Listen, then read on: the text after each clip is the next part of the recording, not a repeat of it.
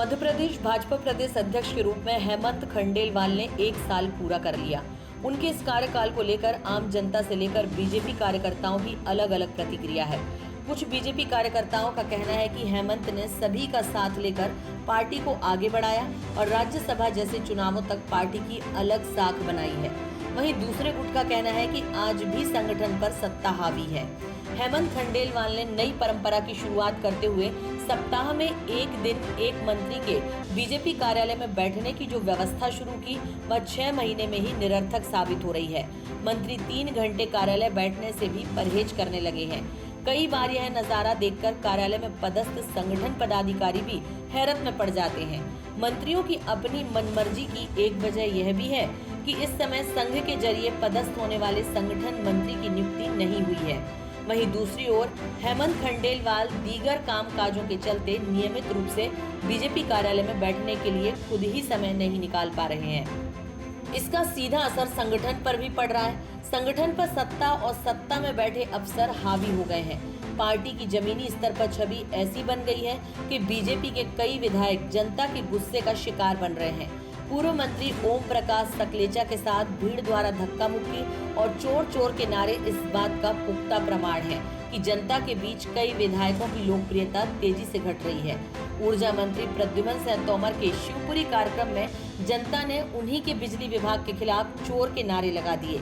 राज्य मंत्री नरेंद्र पटेल ने जनता से मिलना भी बंद कर दिया है। उनके फोन पर कारपोरेट किस्म की रिकॉर्डिंग बीजेपी प्रदेश अध्यक्ष को या तो सुनाई नहीं देती या फिर उन्होंने मंत्रियों के कामकाज पर ध्यान देना ही बंद कर दिया है। बीजेपी के सीनियर नेताओं का कहना है कि पार्टी की जनता के बीच यदि लोकप्रियता कम हो रही है तो इस पर ध्यान दिया जाना चाहिए और अगर कोई बीजेपी नेता या विधायक कोई सुझाव दे रहा है तो उसे गौर से सुना जाना चाहिए, लेकिन क्षेत्र में संगठन की मजबूती प्रमुख होना चाहिए। हो ये रहा है कि बीजेपी प्रदेश अध्यक्ष हेमंत खंडेलवाल के सैकड़ों निर्देशों के बाद भी मंत्री और विधायक अपनी मनमानी कर रहे हैं और इससे जनता के बीच खराब संदेश जा रहा है।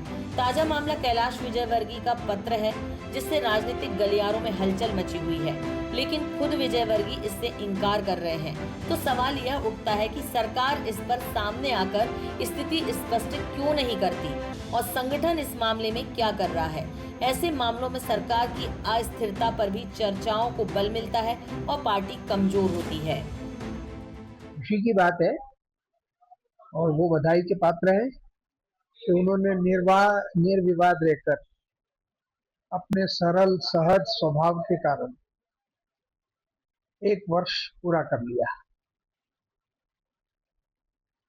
पार्टी में उनका पुराना अनुभव है और उस अनुभव के आधार पर वो सबको साथ लेकर चलने का प्रयत्न कर रहे हैं।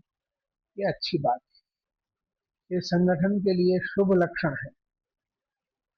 आदमी ऐसा ही चाहिए जो सबको साथ लेकर चले, जो सहज उपलब्ध हो, जो सरलता से और मिलनसार स्वभाव के कारण सबके बीच में